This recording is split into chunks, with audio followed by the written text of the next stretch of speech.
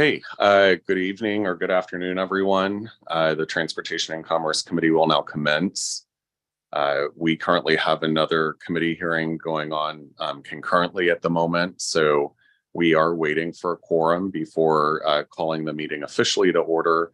But in the interest of the public's time and the time of people here, and while we wait for our colleagues to conclude their deliberations over on the public safety hearing, we'll go ahead and at least start with the presentation from Metro with respect to the three funding bills that we have before us this afternoon, which are board bills 51, 52, and 53, if I'm not mistaken. And we'll turn the presentation over to them. If you could both introduce yourselves, and then Madam Clerk, could you please swear both Talby and Tammy in for the remainder of the hearing? Yes. Okay, I am Talby Roach. I'm the president and CEO of Bi-State Development, and we run Metro Transit. And I'm Tammy Fulbright. I'm the CFO for Bi-State. So, Do you, sorry, do you affirm or swear to tell the truth, the whole truth, and nothing but the truth?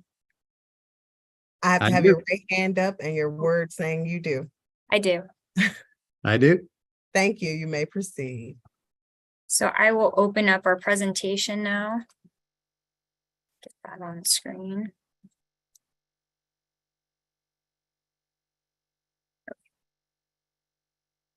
Do you want me to just go on through, Talby? Okay, so this is our first slide, and we're very proud of this slide. It's our 5-year average annual growth rate of 1.1%.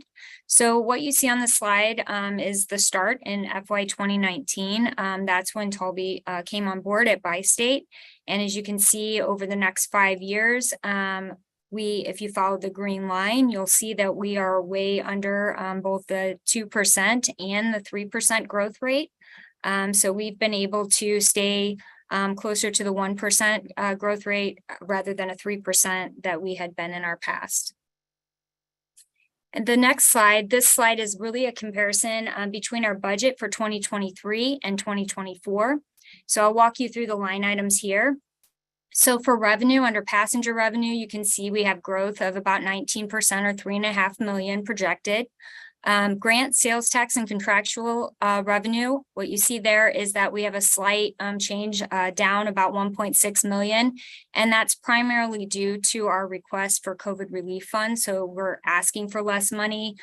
This line item contains both our contractual revenue with St. Clair County, our sales tax, and then also from both the city and the county, and then also federal funds that we would receive in, such as COVID relief funds. The next line item for interest income, you'll see that we are up 3.8 million in our projection, and that's primarily due to the Fed funds rate and increases there. And then that revenue line item really represents different advertising that we have, a rebate program that we have, rental that we have. So there we're down about $600,000, and that is due to ATS maintenance that we do. It's just slightly down. So then under expenses, as we go through there, wages and benefits, you can see we're down 9.5 million. That's primarily due to operators and service that we're putting out on the street. The services line item, that line item contains consulting, different types of fees such as that. It also contains our alternative mobility, which is why you're seeing a primarily increase of 10.6 million there. Under fuel, you can see we're only up slightly by 400,000, and that's really due to our fuel hedge program. So we have a program where we manage our fuel through the hedge, and that helps us balance out so we don't see huge fluctuations from one budget year to the next. For the following line, parts and supplies, we have a slight increase there of about 900,000, and that's really due to the cost of parts, increasing costs there. For casualty insurance, we're down about 700,000, and that's really due to claims that we've seen a reduction. And then for utilities, we're up about 500,000, and that's really due to propulsion, electricity propulsion. And the final line item there, other operating expenses, were up 1.9 million. And that's really an increase for training. We were down during COVID, but we're getting back to a norm there and really focused on training for our staff. So that's what that increase is there. So in total, we're up 4.1 million or 1.3%. And I can pause there if there's any questions or keep going. Keep going. Okay, so for the capital program, so for 3 years, we have a projection of 716.5 million. And just to kind of give you an idea, our funding there is primarily through the FTA, so 80%. The local funding comes in at 20% from St. Louis City County and St. Clair County. And one thing I want to note here is that for our light rail vehicles, we have an aging fleet. And so we were just awarded 192.6 million to help with that from the FTA. So we're really excited about that and moving that program along. And this next slide just kind of gives you some breakdown of the different types of projects that we have within our capital budget. So you can see, you know, the first 4 are really focused on MetroLink. And then IT and software. Then we really focus on our facilities, and finally our LRVs, our vehicles, buses, non-revenue vehicles, and preventative maintenance. And this slide really just is a capture of the COVID relief money that we received. So in total, we received $363.5 million of COVID relief money. And as you can see in this chart, it's broken out between CARES, CRRSA, and ARPA money. And what we did with the money as it came in is we allocated it between the 2 states, from Missouri and Illinois. And this is an opportunity here where we have some funding that we think that we can help supplement and support the Prop 1 sales tax for expanding with the Jefferson alignment. And then finally, the next slide is really our appropriation request for 24. So you can see that we are asking for 44.6 million compared to the prior year of 41.6 million. So a $3 million increase. And this is really focused on our capital budget program and help meeting that local match. So this is also where we noted that we are going to set aside funds, 8.9 million, that can also be helped with the expansion. And if there's any questions or comments, I can keep going, Talby, into the next. Yes, I would just continue going through your presentation, Tammy, and then we'll take questions at the end. Okay, so this next slide is really just talking about training. So we just wanted to focus, this is the slide that we've been handing out. So it's focused on April, but really just to kind of give you a breakdown of, you know, the kind of how many applications we received, and then how many people, like, as they go through the training process, and then where we ended up for grads for FY23. So as you can see, the kind of breakdown between bus, MetroLink, ColoRide, and so forth. And then finally, we wanted to just talk about ColoRide and kind of just mention that, you know, with the realignment of ColoRide to what the federal expectations are, you can see that our denials are down 18%. We've been able to increase trips by 200, and our call wait times are down. So those are good results as a result of the change that we had to make there. And that's everything. And just to add a little bit of context, those numbers on that last slide, that's how many trips we do in a week. Okay. So as you can see, so we track that very regularly to see where our trend line is going. Alderman Browning and I talked a little bit about this morning. Alderman, this is the actual numbers. So in 1 week, we actually were able to expand service specifically in ColoRide. Due to it seems hard to reduce the service area, but expand service within that to do a better job, to have less denials. Obviously, you see our denial rate going down, but obviously we see it as progress, not perfection. We have a ways to go. We still need to improve service, but it's a discernible difference in our weekly trips, obviously adding somewhere around 200 trips there. So we've been encouraged by that. And And the earlier slide on employment, we've had some really good, strong recruiting weekend events. Obviously, we just announced, and I like to say this is part of some of that outreach with the paratransit community. This is a community of need. We need to get out and service them and call a ride, but also our own bus service having some of these reductions. We are trying to push employment as much as possible. I want to focus that it is not about money. It is about that labor shortage. And for instance, the $5,000 bonus, we think is a really, really important piece and something that we need to continue to pursue. And concurrently with that, we will be enhancing our offer to our represented employees, because after all, those folks are out there every day working those 4:30 a.m. shifts, working double overs, et cetera, to be sure that St. Louis is still moving. So we're going to support those employees as well. And as a matter of fact, that enhanced offer will go out to them in a collective bargaining session tomorrow. So very excited about that. And with that, I yield and happy to take any questions, Chairman. Thank you both for the presentation this afternoon. I'll take questions from any of my colleagues that are currently on the line. Alderman Browning. Thank you. And yes, I did have a conversation this morning with Mr. Roach, and I do appreciate him taking the time to have that conversation. It was very educational, and I'm going to ask him a few of these questions that I've already asked him this morning, but I'm going to ask him in the public settings because I think a lot of people are wondering these things. So there have been cuts to the Call Ride service, and that unfortunately is leaving folks who really have no other options without transportation. It is troubling to me that this resource that is available for people who really cannot transport themselves, but still want to live independently in our very car-dependent city, are without options. As we're looking at Bi-State's budget here, I am seeing that we're spending money on some things and not on others. And I was wondering if you could speak more to the cuts to Call a Ride and what the plans are for that in the future. Sure. Thank you, Alderman. And let's first acknowledge that the impact to our riders, and in particular to paratransit service, is real, and it's a discernible impact and something that we care very much about. We're very disappointed that we have to cut any service whatsoever. These are our customers. This is a community of need, and they need the service.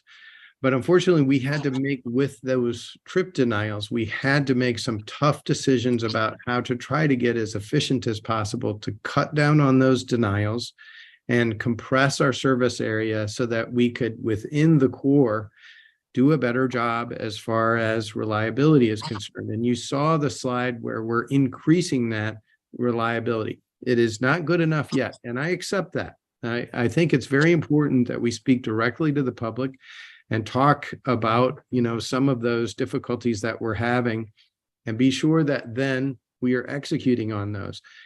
Part of the execution is making that hard decision to compress that service area so that we could be more efficient. If we're going way out to very remote locations, it's much harder for us to service those folks. So we took a lot of resources with a service area that had gotten just too big over the years. So we compressed it down to what the federal mandate is so that we can cut down on those service numbers.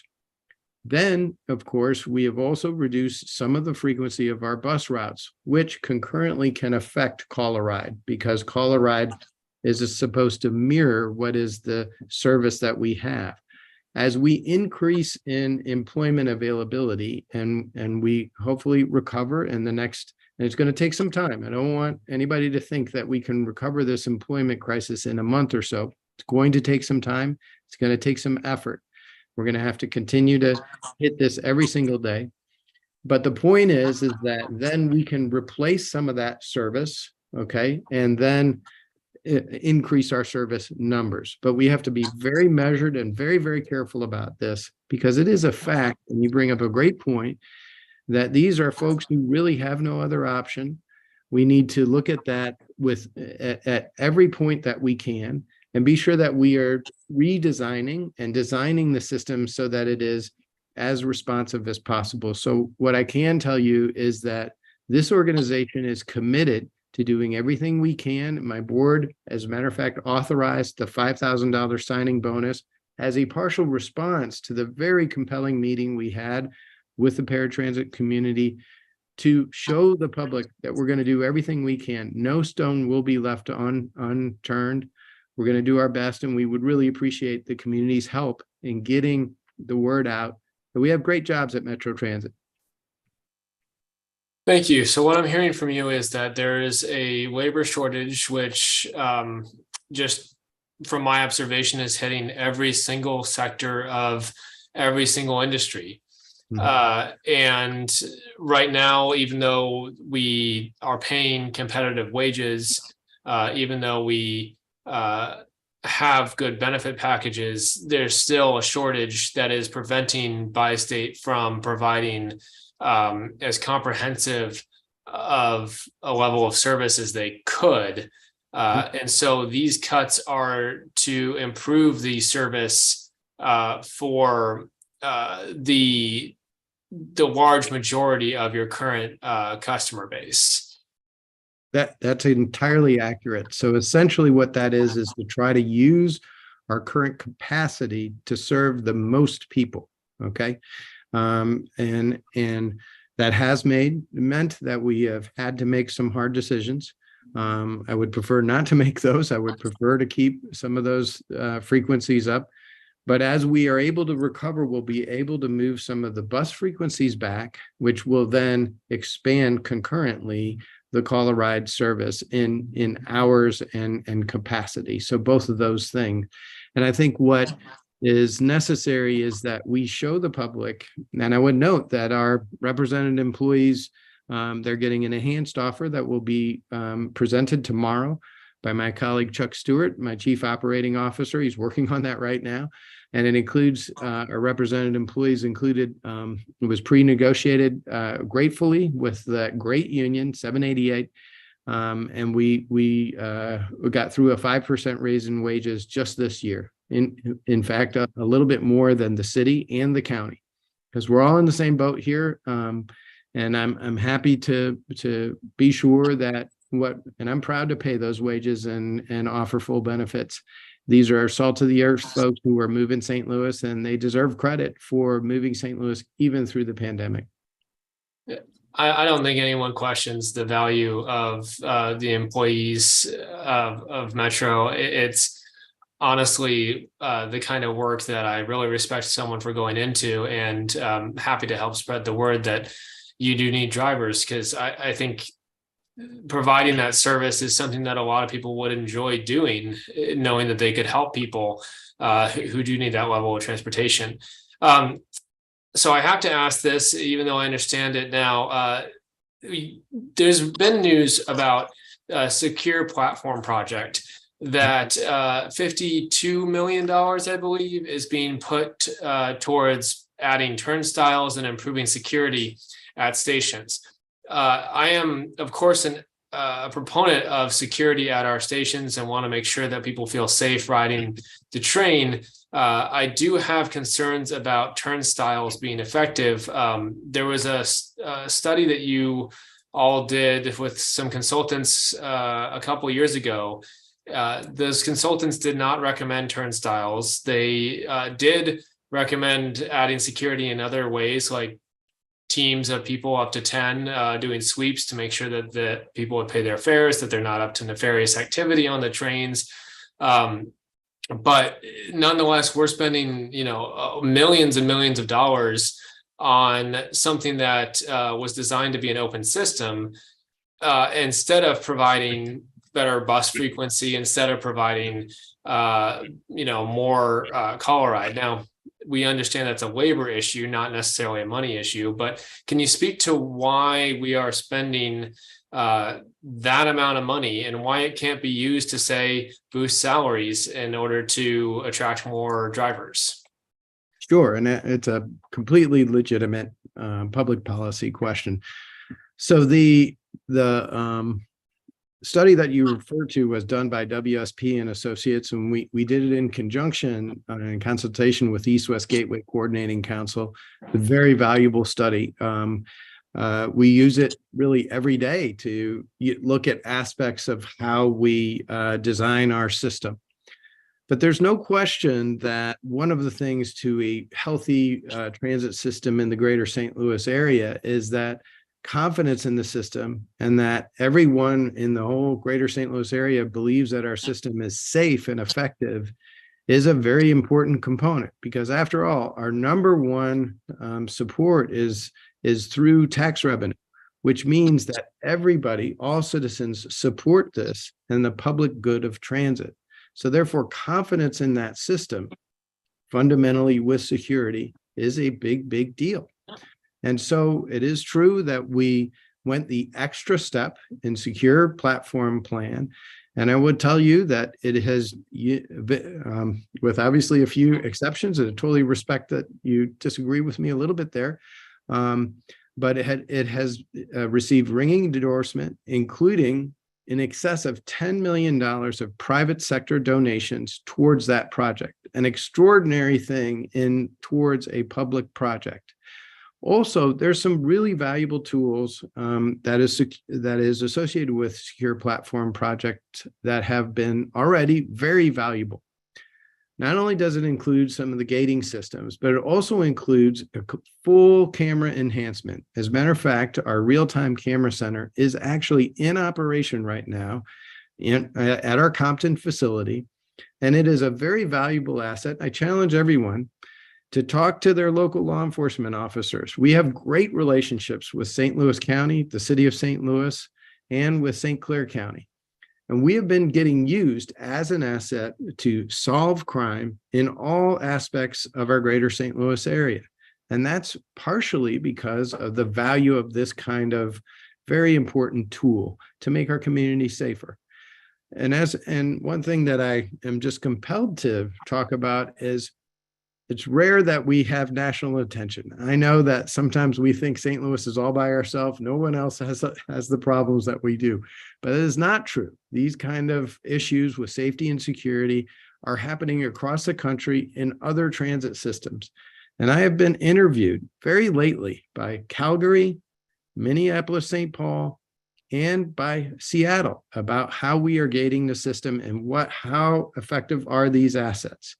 It's a new conversation, and it is associated with the need to address the simplicity of public policy where it is fair, where it is still empathetic, where it is being responsive to the public, and trying to respond to what folks want. I totally respect and understand that this is worth debating and talking about. I think that there's a lot of gray area to think about, but this has been, and I will say that this is a one-time capital. One thing about operating, and I would note that our operating budget is 68% based in labor, really. And this is a one-time payment on a capital project. When we make those investments like that 5% raise we enacted this year, that goes every single year. So my CFO is very, very sensitive about the difference between operating and capital. And I always like to just point that out. But I think it's very much worth debate. And I'm very hopeful that you will see the merits of the other aspects of the project and see how we have tried to unify it with our police partners who, by the way, I'm also compelled to say I'm very grateful for them. I can't make the system safe without the partnership of the St. Louis Metropolitan Police Department or the St. Louis County or the sheriffs. By the way, I have 3 different police departments working in everybody else's jurisdiction. There were some folks in St. Louis who said that was not possible. It is happening on Metrolink. I push back against the fact that we can't work together as municipal agents. We can, and we are on Metrolink. We still have work to do, and we're going to continue to do it. Well, thank you for that. And I do agree that people feeling that the system is safe is important to people using it. So I think there is room for us to agree on that.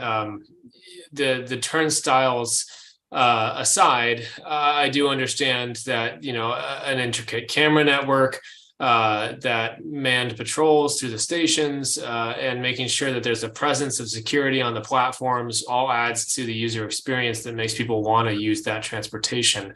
The other thing that makes people want to use transportation is the reliability and frequency of it. If I need a bus and it runs, but it only runs every 2 hours, and God forbid I miss it, because maybe it's not running reliably, maybe it arrived a couple minutes earlier than I expect, and now I have to wait 2 more hours, I'm probably going to go out and find another way to get around, because I cannot depend on the bus. With the cuts in frequency in Metrobus, have you seen a decrease in ridership? Yeah, we haven't year over year. Metrobus in Missouri right now is actually up really right about 6.5% year to date. But the reality is that quality service and having to do with frequency is absolutely correct. We need to provide a good customer service. And I think that your critique on frequency is accurate. It's better service and more quality service to the public if we're able to run that more frequent cadence so that we can attract more riders.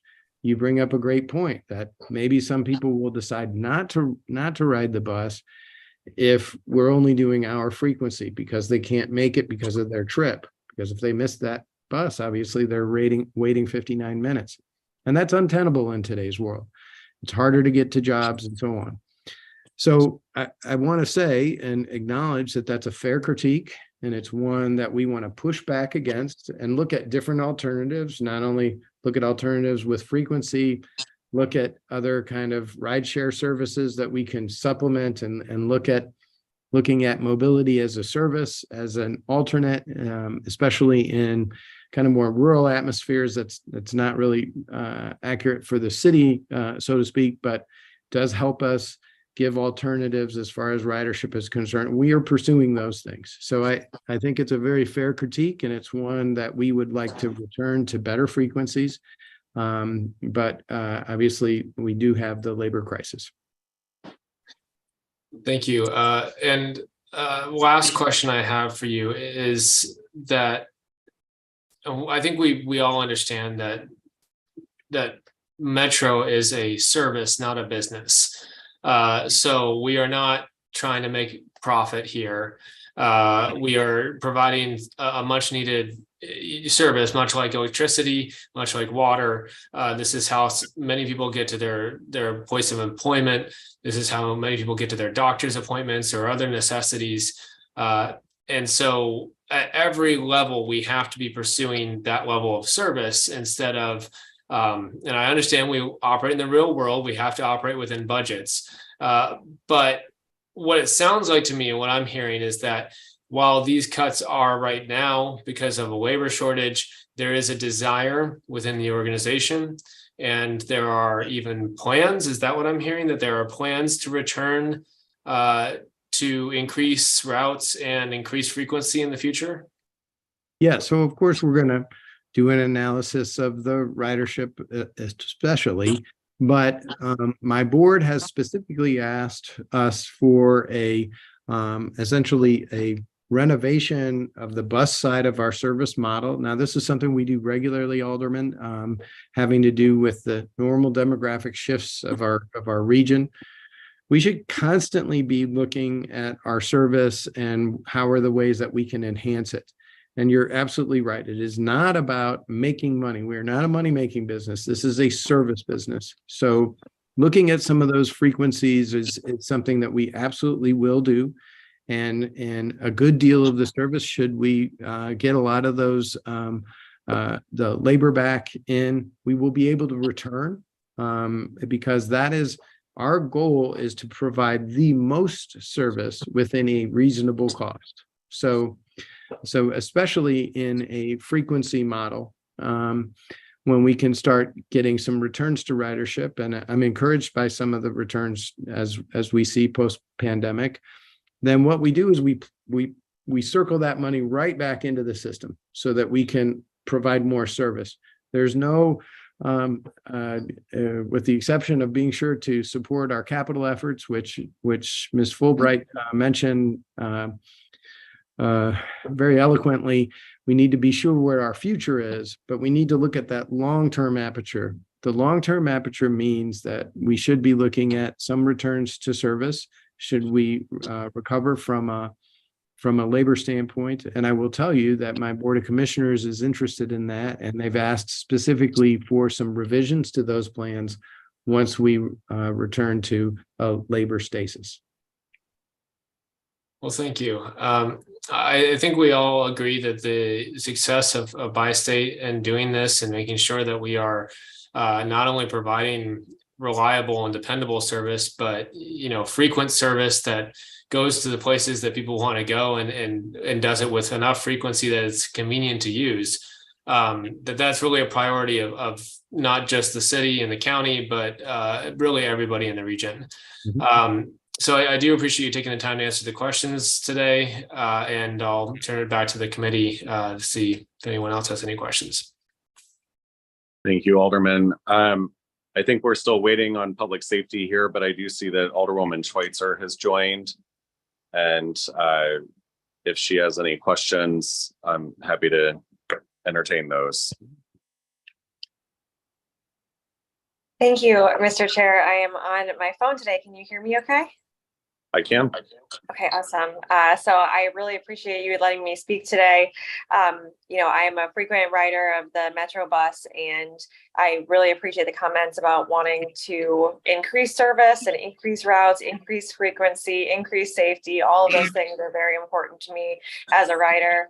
So I appreciate that. I speak a lot about the need for more infrastructure at each bus stop, in terms of having shade and, ideally a place for folks to sit. And can you, I've heard conflicting pieces of information about how that happens, how it actually is built, how work spots qualify, and I'd just love to hear from you all the process as you believe it to be for something like that to happen. Sure. Thank you, Alderwoman, and of course, I really appreciate your patronage. You are a true transit champion, so I do appreciate that. But of course, so you may have noted in an earlier on the capital budget that bus stops in particular are one of the major components associated with that, and creating reasonable bus stops. And as a matter of fact, a bus stop plan that could even include some electronic signage about when the next bus may alight at particular spots is a project that we are looking into. I am not a specialist. Please, I appreciate your patience with me about what the actual process is of establishing the individual bus stops at frequently traveled areas. I will have to punt to my staff there, please, if you will. But what I'd ask you is if I could follow up on that, give you an idea of how we look at that in the public process. But I can tell you that our capital budget does include major investments in not only our bus stops, but of course our transfer centers. Really key points to trying to be sure to integrate reasonably our transit assets into neighborhoods as far as the walkability, as far as the bike paths, et cetera. These need to be integrated concepts.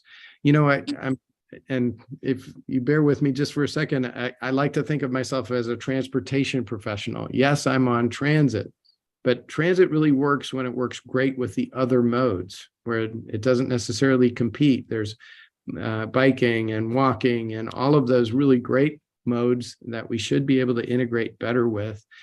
We haven't done that so well in most of our past. And one of the big moves, there was a lot of resistance towards all the bike racks on the front of our buses, believe it or not. But that is one of the policy moves that our organization has pursued and will continue to pursue.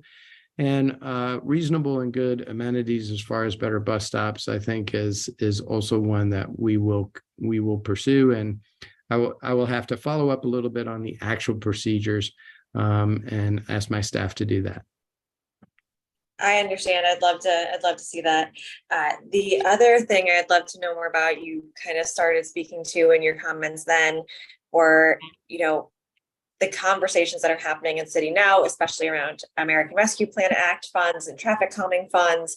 We do have a complete streets ordinance in effect in the city of St. Louis, which does require the city to build streets thinking about users of the street besides cars, which means I hope that you all are very plugged in to this conversation and routes are being considered. And, how do you feel like that conversation is going? And if you have any updates for us. So integration with those assets are absolutely at the actual ultimate of the list as far as reasonable transit planning. And as a matter of fact, when I worked on the Illinois segment, building Metro Bike Link was one of my projects, a parallel bike trail, which actually enhanced ridership on MetroLink by providing a bike trail parallel within that right-of-way. By passing legislation like Complete Streets and thinking of our streetscapes as integrated pieces that provide for all kinds of different various pieces, diverse transportation, can really enhance our city. And we need to be looking at all of these aspects as far as, whether there's good sidewalk availability.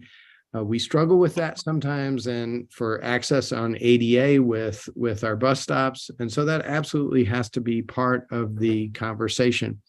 Early in the design phase on the Jefferson alignment, we have been coordinating on a very detailed basis with BPS and the Complete Streets initiatives, the appropriate curbing, the appropriate sidewalks, the appropriate pieces for biking, are part of the equation and will be specific to that alignment.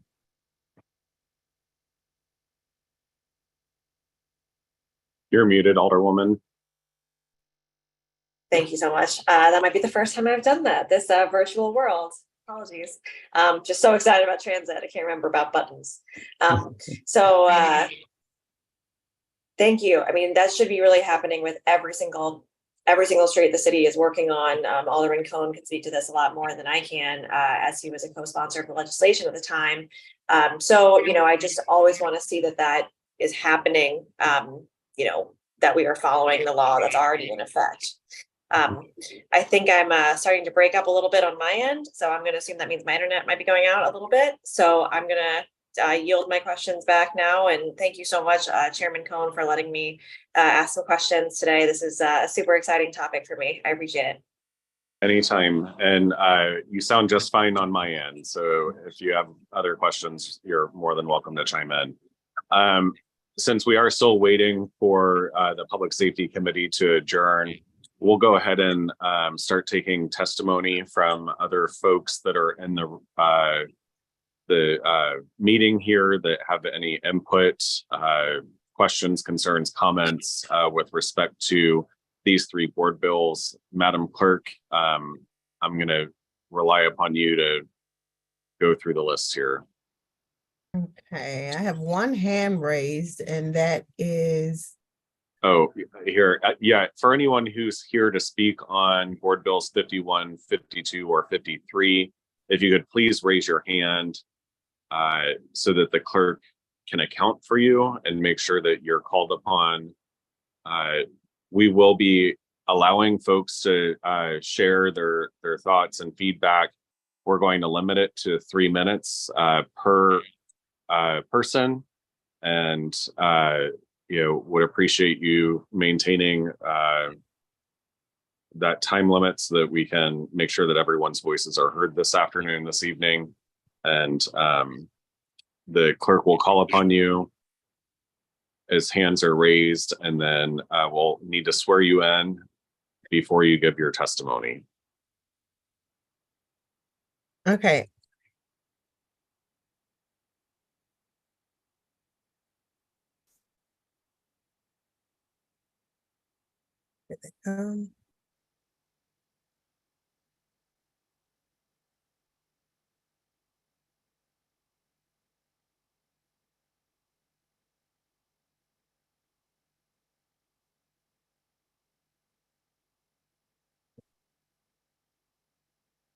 Mr. Elton Thomas.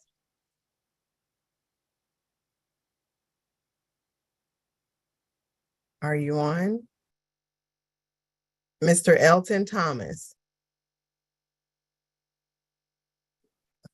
Sorry, my camera and mic turned off. No problem. Do you affirm or swear to tell the truth, the whole truth, and nothing but the truth? Got to raise my right hand? Yes, sir. Yes. Thank you. You may proceed.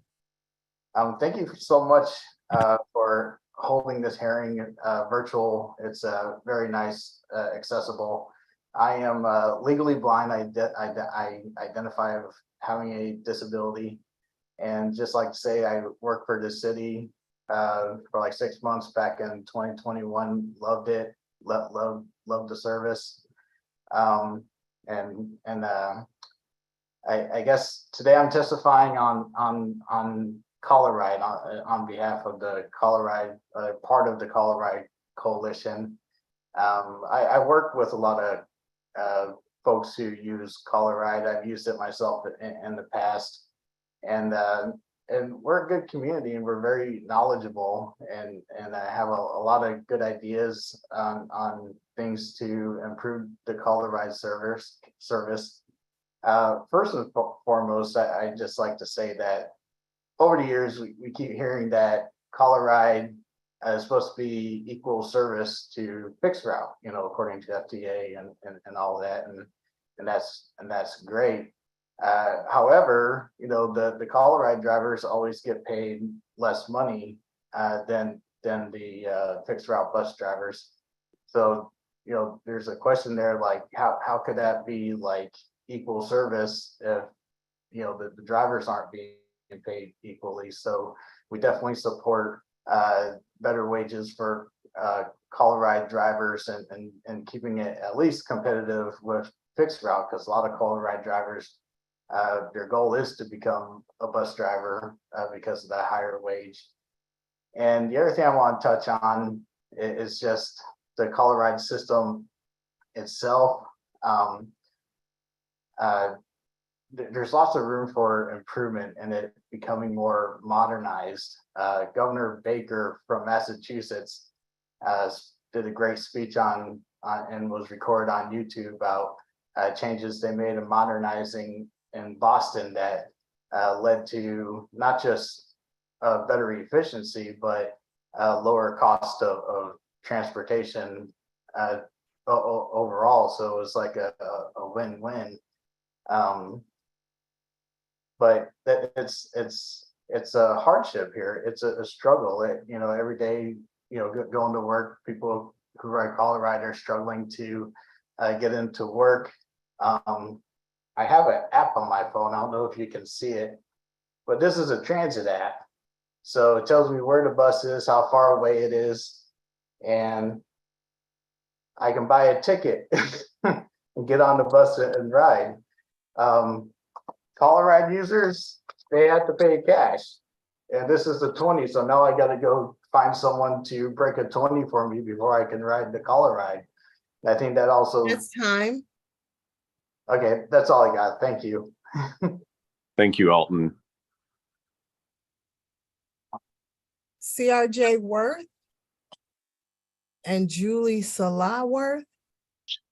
Hi, good afternoon. Let me swear you in.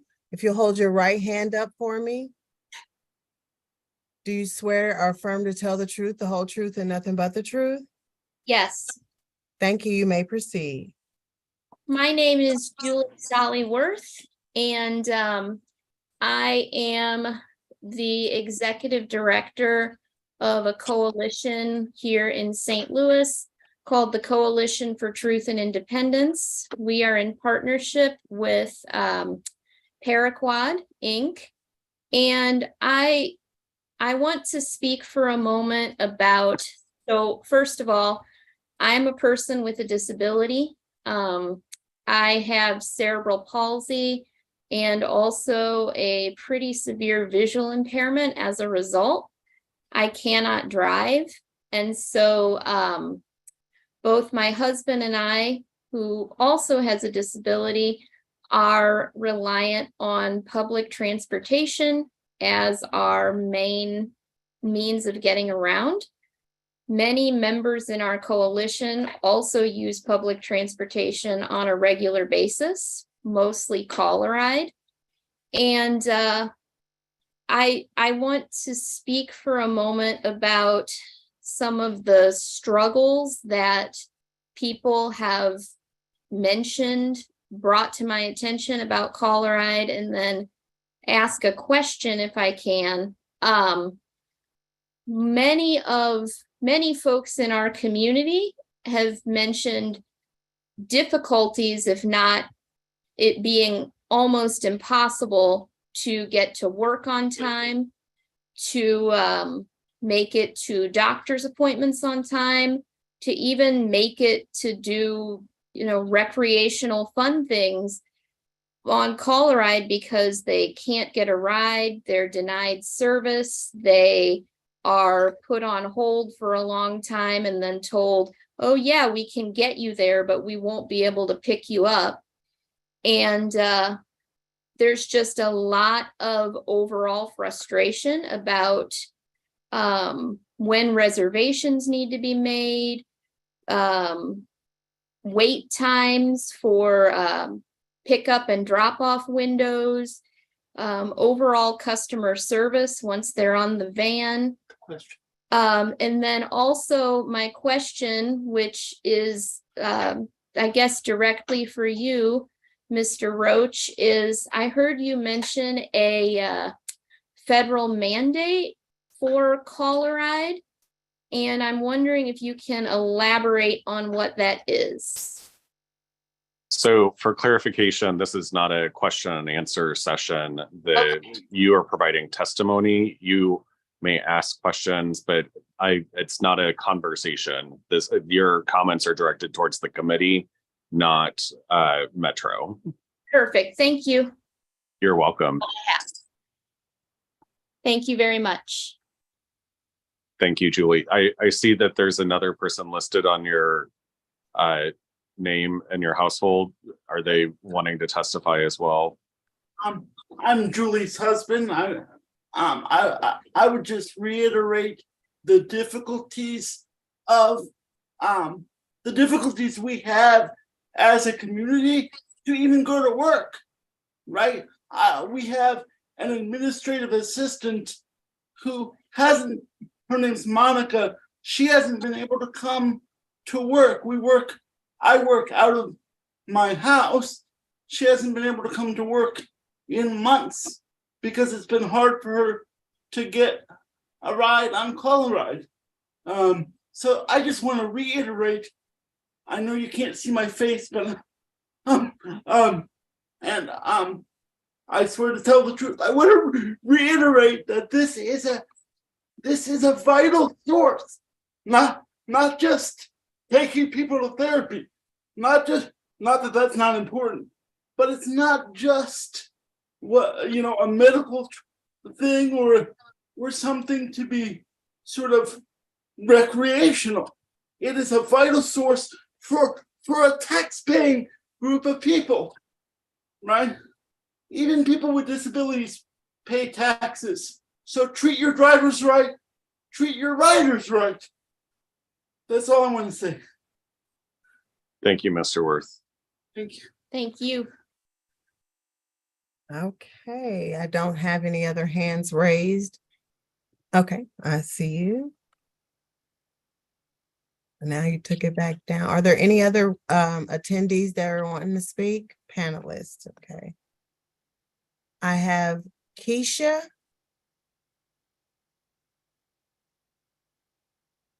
Are you there? I've got your hand raised, but your video and mic is muted. Okay. Can you hear us now? Can you hear us? Yes. Okay. Do you swear to tell or affirm to tell the truth, the whole truth, and nothing but the truth? I do. Thank you. You may proceed. Yes, I work at the Lighthouse for the Blind with Elton Thomas. Some of the before COVID, I didn't have any issues with Coloride. I am legally blind. But after COVID or during COVID, the bus route at the end of my street, which is about a third of a mile away, was canceled.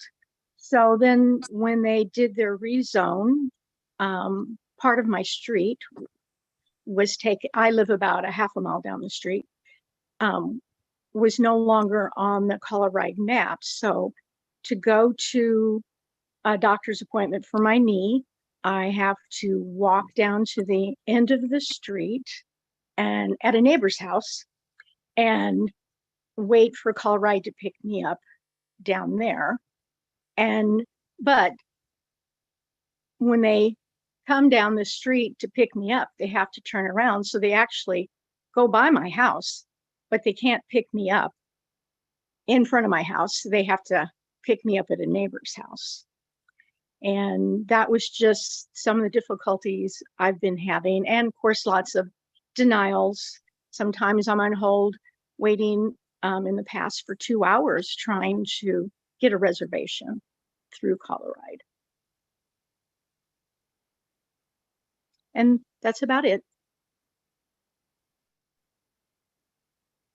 Thank you, Keisha. Is there someone else that is with you that wanted to testify? I thought I heard us at the beginning. Yes. Sorry. Yes, my husband would. Just 1 second. His name is Alan. Hi, Alan. Madam Clerk, will you please swear Alan in? Alan, do you swear or affirm to tell the truth, the whole truth, and nothing but the truth? I do. Thank you. You may proceed. Yeah, to add to Keisha's testimony, we live on a dead-end street, and my understanding is that Colorado buses are not supposed to turn around in someone's driveway. That being said, they go to the end of our street, which is a cul-de-sac, to turn around, which means they go right by our house, going in and coming out, but yet they can't pick my wife up because we're 700 feet out of the zone where we're allowed to be, where she's allowed to be picked up. Now, this is very frustrating for us because she only works 3 days a week. She is supposed to be doing medical things, trips, things like that, that would require Colorado assistance on the days that she's off. And now we're being told that she can't get Colorado to come to the house. She has to walk almost a quarter of a mile to the end of the street, the other end of the street that's on Howdershell, to be picked up there, whether it's good weather or bad weather.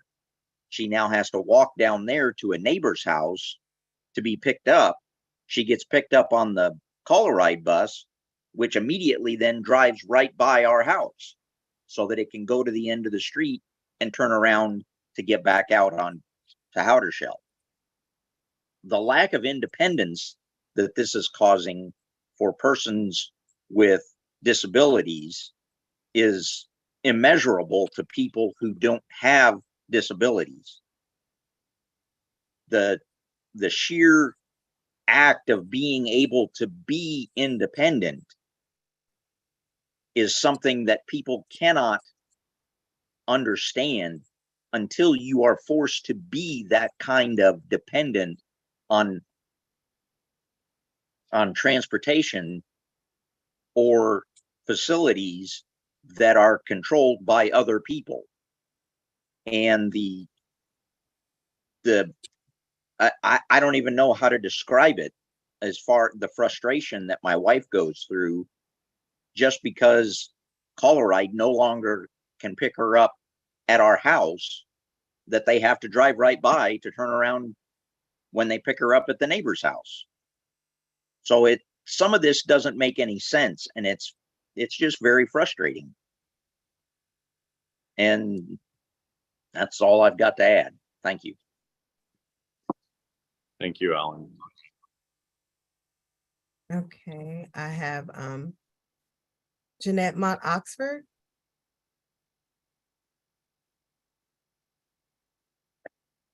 Do you swear or affirm to tell the truth, the whole truth, and nothing but the truth? I do. You may proceed. Thank you. Thank you, Ms. Phillips, and thank you, Chairman Cohn. Jeanette Mott Oxford, I'm Public Policy and Advocacy Manager at Paraquad. We've been convening folks who use Call a Ride and other Metro services for several months now. We meet weekly on Thursday nights. And the stories that I've heard have just really been heartbreaking. One in particular that I'd like to raise is there's a group called People First, that's people with developmental disabilities. It's a self-advocacy group that meets here at Paraquad one Saturday a month and have a network of support. One of the couples that's part of that, the gentleman was in the hospital and his wife couldn't get to see him because of the route cuts meant that she could not travel to Mercy South where he was hospitalized. So there's just a lot of really, pain and suffering that's happening. I do understand the federal requirements have this measurement from the fixed routes, and that the fixed routes have been cut, and therefore there's this cut to Call a Ride. But that means that people with disabilities are being trapped in their homes, that they are not having the ability to get to work easily, to get to shop, to get to worship, to get to recreational activities. People's lives are being greatly limited. We as a region have to find a solution for this. I do understand the challenges related to the labor force too, that Mr. Browning was talking about earlier, that's so prevalent all across our economy right now. But we must solve this because people with disabilities deserve to live a full and productive and joyful life. And this lack of access to transportation is getting in the way of that. There are a number of things that can be done. And one of the things that we're calling for, since so much public money that was described earlier, does go to Bi-State, is for their meetings to be more open to the public.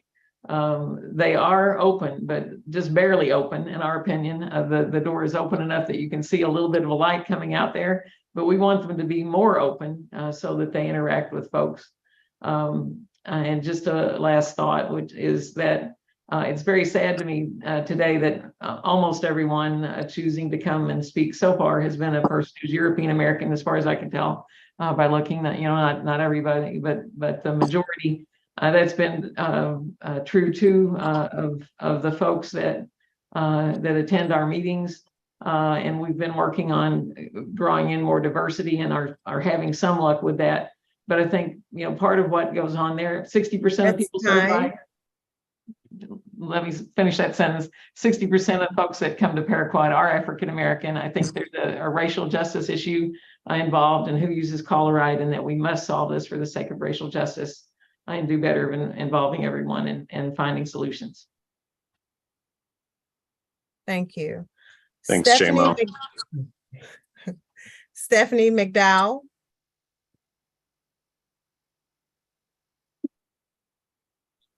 Hello.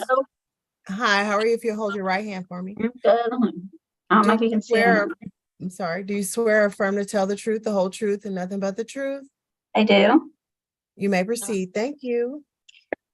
So I am a long time Metro rider. I use a combination of Call a Ride and Metro Bus and Metrolink. I work in the city but live in the county, so my commute can be challenging anyway. But I have had difficulties in getting rides, like trip denials, a lot of trip denials. The time I spend on the phone just to schedule a ride is amazing, and heaven forbid I don't start at exactly when that phone line opens. I'm not going to get a ride. And that's been really challenging. I've also had difficulty in getting where I have to go on time. I rely and appreciate Metro because you do provide a service, and I appreciate that, but it's really hard to appreciate when I'm not getting where I need to go on time. I've gotten to work meetings late. I've had to adjust my work schedules so that I'm able to get to and from work. I limit myself on just recreational activities because frankly, I'm tired. I get home at 7 o'clock at night sometimes, not all the time, but sometimes I don't get home till 7 o'clock at night, and they'll pick me up around 6:30, 7 o'clock in the morning. And that's a long day, and I'm tired. I also limit myself in recreational activities just due to the fact that it is challenging to get a ride, and I don't want to be on the van for that long. So it makes me feel trapped, and I go to work, I go home, I go to work, and that's pretty much what I do, alongside with other necessaries like doctor's appointments and shopping, grocery shopping, but not able to really do a whole lot of those things that I do for fun anymore, and that's hard. And I also don't always feel safe. That's time, Ms. McDowell.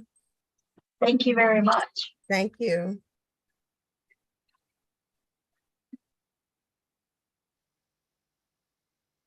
She was the last person who had her hand raised.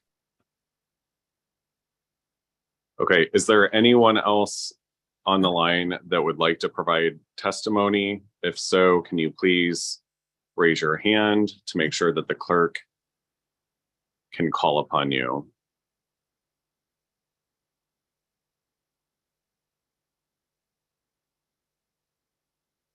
Give one last try here. For anyone else that may have joined us, can you please raise your hand if you are wanting to provide testimony with respect to board bills 51, 52, or 53? Those are the Metro funding bills. You can raise your hand in the comment section, and then you'll have 3 minutes to testify. The clerk will swear you in, and we'll let you know when your time is up. Annette, did she come over?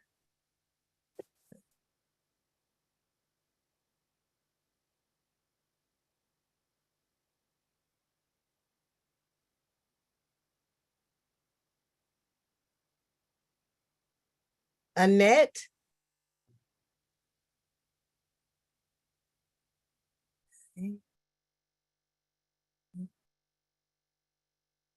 She keeps knocking off here. Hold on.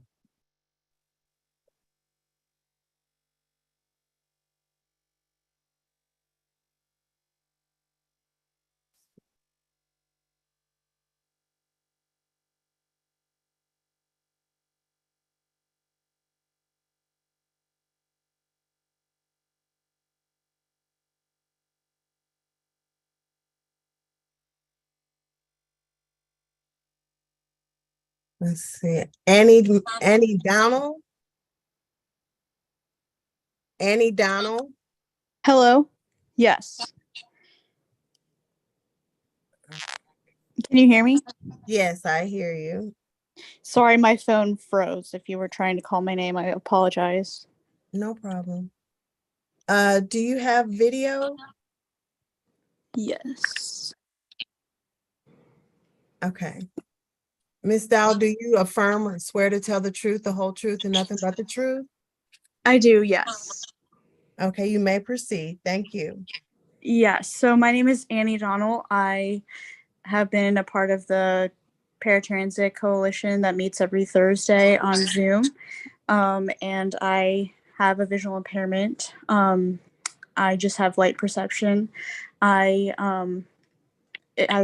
do hope that these bills do pass in terms of the appropriations for the funds for Metro Bus and Coloride, and to provide better wages for operators and drivers. This is a very important topic, and to make St. Louis a better place for people with disabilities, people who are elderly, as well as anyone else in the community who wants to use transportation. I am a Gateway card holder for Coloride. I do have the card. I really wish I could use it. And I think with more funding, and yes, there is a labor shortage, but I think with more funding and more technology, Coloride and supplemental services like ride shares could be used to help ensure that people get from point A to point B a lot faster. I don't use Coloride currently because it only goes from point A to point C, and I would rather go from point A to point B. And there are people that ride Colorides right now and get home 2 hours after, and I would rather just go in a more efficient way. And I think there's a way that we can all ride on the vans and be able to get places more efficiently with technology and GPS. You shouldn't have to drive, out of your way to get somewhere. So that's all I wanted to say. So thank you for your time. Thank you, Annie. Okay, Chuck Smith.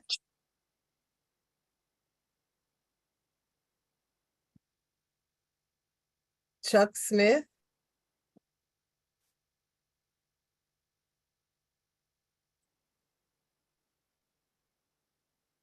Madam Clerk, we do happen to have a quorum at the moment, so I'd like to just do some housekeeping real quick. My apologies to anyone else who would like to testify at the moment. We'll come back to you and just. Hi, Chuck. We're going to take care of some housekeeping items at the moment, but we will get right back to you in just a few minutes. I appreciate it. Thank you for your patience and understanding. We do have a quorum before us. Madam Clerk, will you please call the roll of the Transportation and Commerce Committee meeting? Alderwoman Tyus. Alderwoman Spencer.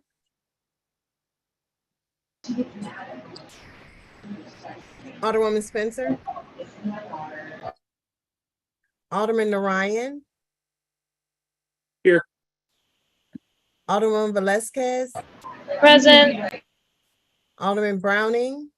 Present. Chair Cone. Present. Alderwoman Tyus. Alderwoman Spencer. Present. We have 5 present. You have a quorum. Thank you. With that, I'll also entertain a motion on the approval of our meeting minutes from Tuesday, June 27th, 2023. I move that we approve. Second. It's been moved by the Alderwoman from the 8th, seconded by the Alderwoman from the 6th, that we approve the meeting minutes from June 27th, 2023. Madam Clerk, will you please call the roll? Alderwoman Tyus. Alderwoman Spencer. Aye. Alderman Narayan. Aye. Alderwoman Velazquez. Aye. Alderman Browning. Aye. Chair Cone. Aye. Alderwoman Tyus. We have 5 aye votes. Thank you. And thank you for all of my colleagues that were busy on the Public Safety Committee meeting for joining us. Just to catch you all up to speed, we are currently discussing all 3 board bills related to Metro. That's Board Bill 51, 52, and 53. We've gone through a presentation from Metro and have already started going through the public hearing component and getting testimony from the public with respect to their thoughts, feelings, ideas, suggestions, and questions. And we're about to continue on with that before taking up each of those items.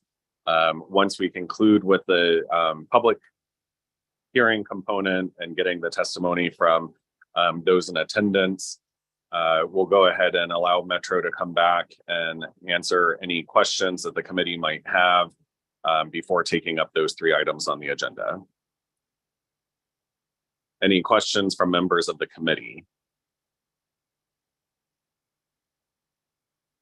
Seeing none, Madam Clerk, will you please continue with the public hearing? And I believe Chuck Smith was next on the list. Yes, Mr. Smith, do you affirm or swear to tell the truth, the whole truth, and nothing but the truth? It's your right hand that I need. Yes, ma'am. Okay, thank you. You may proceed. Thank you, ma'am. I would like to state that I got to see this report that my state put out. It was very sterile. What they don't mention are the problems that people are having getting to necessary things like medical appointments, work, shopping so they can eat. I had to go to an appointment, accept half a ride. To get home, I had to cross a very dangerous highway. I came within inches of being killed. I don't mention these things a lot, but it is a thing. It's a fact. It's not sterile numbers. I do believe that Metro needs the money, but I also believe it should have oversight. I do not believe it should be allowed to go forward without being able to give very specific details and what their plans are to this committee or others like it, so that they cannot settle with giving us the bare federal minimum. Because what they're basically stating there is, oh, look, we're giving you only what is absolutely required. Aren't you proud of us? I'm sorry, that is not good enough. Thank you, ma'am, for your time and attention.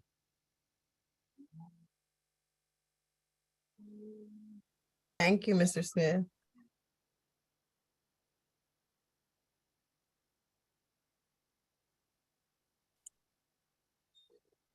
Madam Clerk, are there any others that have No, indicated there's- that they want to testify? Okay, with that, No. I'd be, or I would like for Metro to come back. We still have Talby and Tammy on the line. We do. Thank you, Chairman. I will be brief. Thank you for the opportunity. So I find a lot of the testimony extremely compelling and accurate. It is simply a fact that we are suffering from a labor shortage, and what the public and not only this committee, but everybody should expect of Metro is that we are responsive and trying to work on solutions to fix the problem. It's accurate. It is accurate that we are having trouble with denials of service, and we have made several moves and hard decisions based on trying to cut these denials down. And we are showing discernible evidence that we're improving it, but it is not good enough. I would agree with that. And we need to work on the long term, including wage enhancements to our operators, which have been discussed as well. And we're going to continue on that line, including an enhanced offer tomorrow to our represented employees that Mr. Chuck Stewart will be enhancing, along with, of course, the $5,000 bonus, which we are now offering out, and would appreciate the community's great help with that. Yes, I did mention the federal mandate, and that is just a baseline of fundamental service that we are required to use, associated with when we give regular service, associated whether it's Metro Bus or Metro Link. And within a catchment zone, we have to get to that zone. I'm equally disturbed when we have some of these kind of strange idiosyncrasies. The couple that mentioned very passionately about the strange issue on the cul-de-sac. But I will say that our customer service folks do try to, and for instance, with this last service change, fielded over 1,200 personal connections with affected riders. We're going to continue to do that. I'm not saying that every single time we do that perfectly, but we are very passionate about what we do. We believe in this customer service, and we believe in servicing the full transit community, including the paratransit community. We take this very, very seriously. One citizen made the point that there is pay differential between Call-A-Ride and Metro Bus and Metro Link. That is true. Those are separately negotiated contracts. However, we are moving forward with enhancing the Call-A-Ride contract associated with the same representation, similar to the 788 contract, which will be presented tomorrow. And that's to follow the same economics so that we're being sure that we offer jobs that have full benefits, are compelling, and are very important. So we take the criticism very seriously. I find most of it is accurate, and I want to acknowledge that. And I want to acknowledge that we have work to do. We would appreciate some help with that work. We have great jobs at Metro. Our average employee has been with us, believe it or not, 8 to 9 years. And I think what that tells you is that they're very serious about serving the community. These are passionate folks who wake up every day, often 4:30 a.m. to run bus routes. And we have full service and benefits along with retirement. They're great jobs, and you could serve your community. So I very much appreciate the time. Thank you, Chairman. Thank you, Mr. Roach. We'll go ahead and take questions from the committee now. I'm going to do away with our regular sequence of questions here, because I know one of our colleagues is currently out of town and has spotty reception. So I'll go ahead and allow Alderwoman Velasquez if you have any questions that you'd like to ask. Sure, thank you. Can you all hear me okay? Because I've got my headset in. Yes.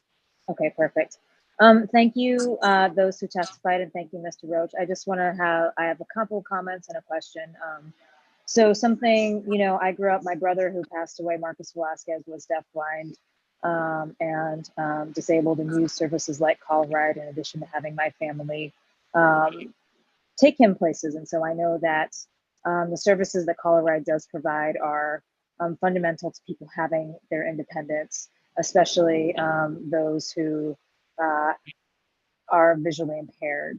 And so from what I understand with this budget, I want to thank Ms. Roach, again, not only for testifying, but also for acknowledging the accuracy of this testimony. And I know that we at the board and in this committee have some difficult decisions to make, but I also want to make sure that we don't come here next year with in the same position. So I'd ask Mr. Roach, I know that there are labor shortages, and that is very real, and St. Louis is not the only place that's happening, that is happening. So I guess my question here is, how do we fix this, and what's the timeline? I'm definitely willing to help, but if we do pass this budget as you proposed, how do we not get here next year, and what are the ways that we address these issues so that we can make sure that everybody in our community is being served?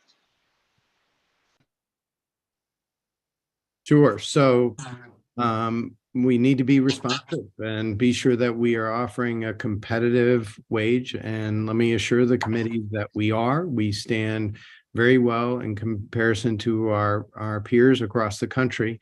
But that doesn't mean that we don't need to continue to do everything that we can. And for instance, it was actually prompted by several meetings with the disabled community that we move forward on moving our bonus up to that $5,000 level. And also our existing employees, our engaged employees who are covered under a collective bargaining agreement, we will be offering an enhancement tomorrow with similar economics to that $5,000 bonus to essentially thank our employees and work on that retention bonus. So we need to hit those issues as part of our presentation, and we do this every single month. We do updates on our employment status, what our shortage is, how we're doing on our job fairs, and so on. We're trying new ideas every single weekend, Alderwoman. I assure you. I wish I could tell you that we're just a few months away from that. That is not realistic. It's going to take some time for us to regain those riders. And what I think is a very fair critique is to be sure that we are continuing to work on this every single week, and that we're continuing to have those job fairs. They need to be based both in new employees and retention, and I assure you they are.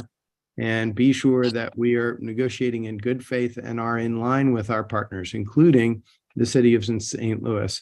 I think you were off, but we did offer a 5% wage rate in this current year increase for our frontline operators.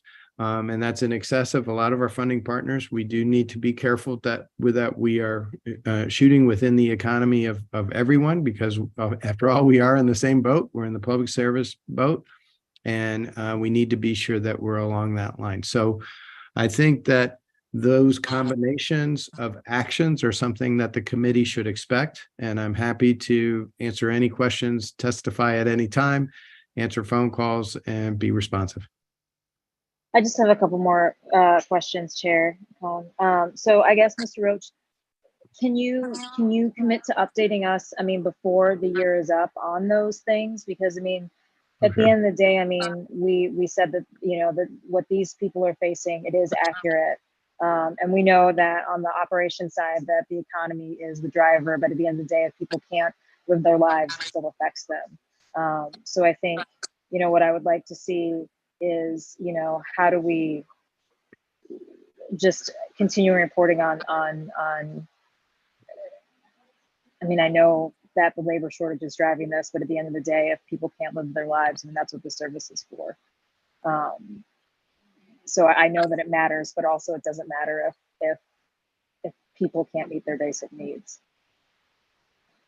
Absolutely. I'm happy to commit to that. We do track that on a monthly basis. Actually, Mr. Stewart does an operations report that we have expanded and include employment updates. And the slide is actually a snippet of that monthly tracking, which we do and the public should expect. And we do post that online. That's available in our board packets, but I'm more than happy to send you that information directly to the committee, and would be happy to do that on a regular basis. Great. I know that I'm coming in late on the presentation. Are we? Alderwoman, just on that last question as well, I did meet with Mr. Roach last week to have a conversation, and as chair of the committee, I've been trying to set up regular meetings with each of our kind of key stakeholders. So the CBC, the head of the CBC, the head of the airport, you know, Mr. Roach is also one of them, and he agreed that we would meet, you know, before their board meets to have some conversations. And I also would be committing to having a more public conversation as well. And it would probably be, you know, either quarterly or semi-annually around those types of metrics as well.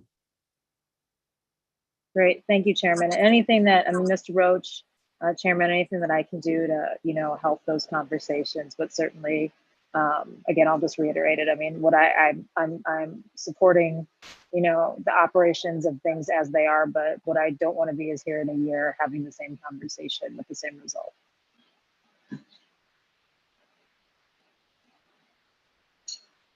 Neither do I. But thank you. I have no further questions at this time. Oh, I'm sorry. I thought you said that you had a few more. No. No, I mean, that was it. I know that Okay. we've got some more questions and I came in late. So I haven't had Okay, that thank right you. Vice Chair Spencer. I have no questions at this time. Thank you. Okay. Alderwoman Tyus, is she? Alderman No, she's Narayan. not here. I don't have any questions at this time. Thank you. Okay. Alderman Browning, I know you already asked some questions earlier in the meeting, but if you have any additional questions, you're welcome to ask them. No, I believe Mr. Roach has addressed everything that I wanted to ask. So thank you for that. Okay.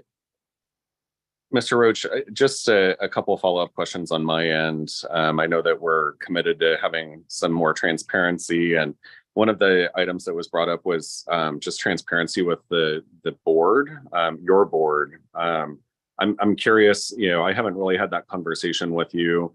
I presume that you have to, you know, follow sunshine requirements, but do you all allow any type of public input during board meetings, or, you know, are they posted anywhere? How is the public supposed to learn more about when your board meetings are, if they're allowed to participate in them, and, you know, how they can get meeting minutes or a kind of audio visual copy of those board meetings.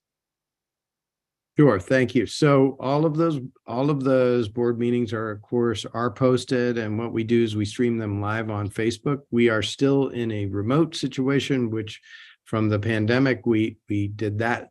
And the board did change its policy to allow for then email participation at the board meeting so that we could go through those comments. Then those comments are matriculated and sent to all of the board members in a electronic venue called Board Effect. And then we read a synopsis of those comments at the board meeting. The board has not said yet when they want to go back to full public participation, in person. And so that's obviously to the, that is the discretion of the board.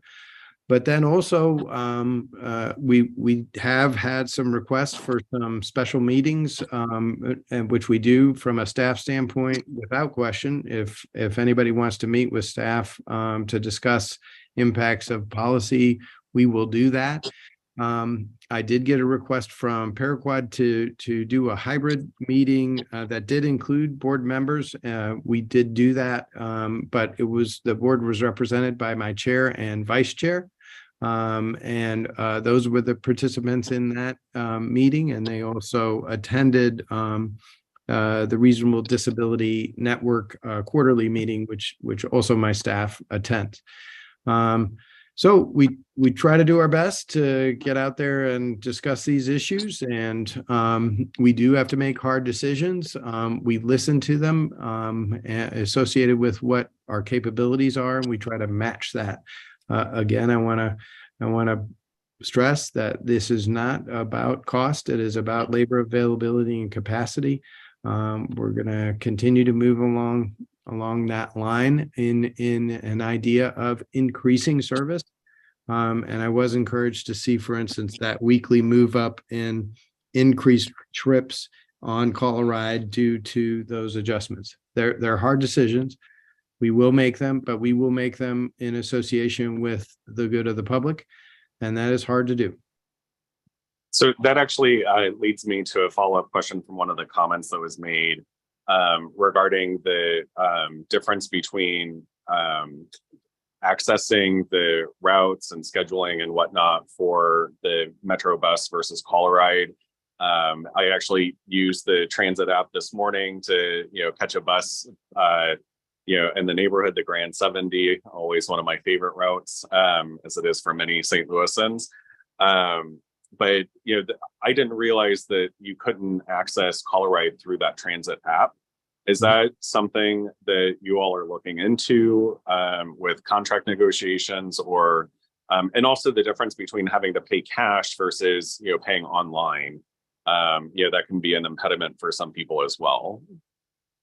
Yes, it's a great idea. It can be difficult to navigate. And part of the difficulty of the navigation is that some of the most needy or of need clients tend to be cash based. And so we want to be very careful not to discommode those individuals based on a cash basis. But I would concur, however, with the very real critique that the Call a Ride scheduling system is clumsy and antiquated. I think that's a fair critique. I mean, I think that's something that we can do better.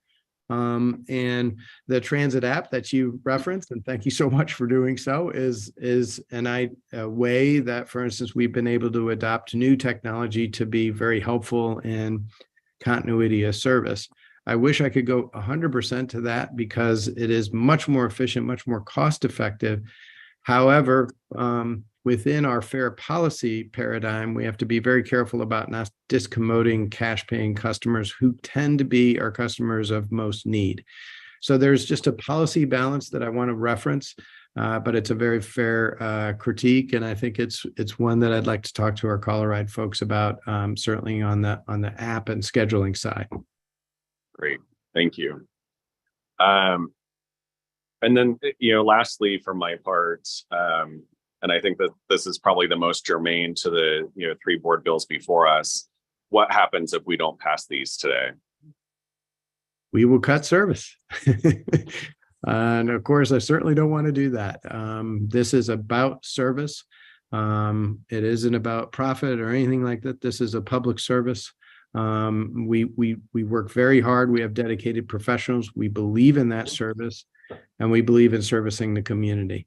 Albeit with that, we need to listen, and like any organization, we are due critiques. And I take those, I'll show up and we will discuss them, and we'll do our best. Thank you. I just want to make sure that that's out in the public domain. The necessity for us to have these deliberations is important, but we also have to recognize that you're already into your new fiscal year as of last week or this past weekend, and you're counting on these funds from the city in order to maintain your service levels as they are today. Are there any other questions from the committee or members of the Board of Aldermen that are present today? No questions. I just want to acknowledge the people who came to testify today, and thank them for coming. Your stories mean a lot to us, and honestly, I turn off my camera a couple of times because I feel absolutely what you're going through, and I think that we all need to make sure that we're improving this service to make sure that we're reaching people that need the help. And I just, again, really appreciate you all taking the time out of your day to come and speak today. Absolutely. Thank you, Alderman.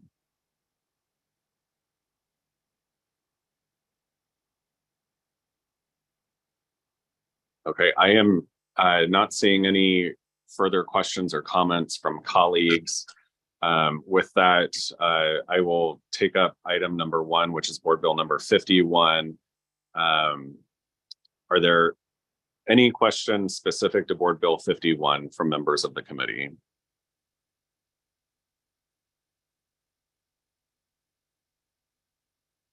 Seeing and hearing none, I will entertain a motion on Board Bill number 51. I move that we pass Board Bill 51 out with a due pass recommendation. Second. It's been moved by the Alderman from the 4th, seconded by the Alderman from the 9th, that we pass Board Bill 51 out with a due pass recommendation. Madam Clerk, will you please call the roll? Alderwoman Tyus. Alderwoman Spencer. Aye. Alderman Ryan. Aye. Alderwoman Velasquez. Aye. Alderman Browning. Aye. Chair Cone. Aye. Alderwoman Tyus. We have 5 aye votes. Thank you. With that, you sustain the motion to pass Board Bill 51 out of committee with a due pass recommendation. The next item on the agenda is item number 2, Board Bill number 52.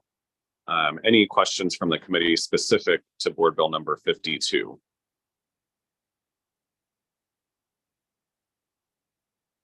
Seeing and hearing none, I will entertain a motion on Board Bill number 52. I move that we pass Board Bill number 52 out with a due pass recommendation. Second. Previous It's been moved by the Alderman from the 4th, seconded by the Alderman from the 9th, that we pass Board Bill 52 out with a due pass recommendation. There's been a call for previous roll. Is there any objection to previous roll? Hearing no objection, Board Bill 52 is passed out with a due pass recommendation. And on to item number 3, which is Board Bill number 53. Are there any questions or comments from the committee members with respect to this Board Bill? Hearing none, seeing none, I will entertain a motion on Board Bill number 53. I move that we pass Board Bill number 53 out with a due pass recommendation. Second. It's been moved by the Alderman from the 4th, seconded by the Alderman of the 9th, that we pass Board Bill number 53 out with a due pass recommendation. Previous roll. There's been a call for previous roll. Is there any objection to previous roll? Hearing no objection, Board Bill number 53 passes out of committee with a due pass recommendation. That is all that is on the agenda for this evening's meeting. I really do want to reiterate my appreciation for everyone who was able to attend. Thank you so much for your feedback. I hope that you understand that your voices have been heard, and we are committed to working with you, with the community, with the advocacy organizations, and with Metro to better improve our services here in the city of St. Louis and St. Louis as a region. I want to also thank my colleagues who were able to finally join us from the Public Safety Committee. I know that you all have had a very long afternoon already. Can't wait to hear about it following the meeting. So thank you all for being here to support the public and making sure that we have the services to continue to provide transit within our region. And if there's any further discussion from members of the committee, I can entertain that now.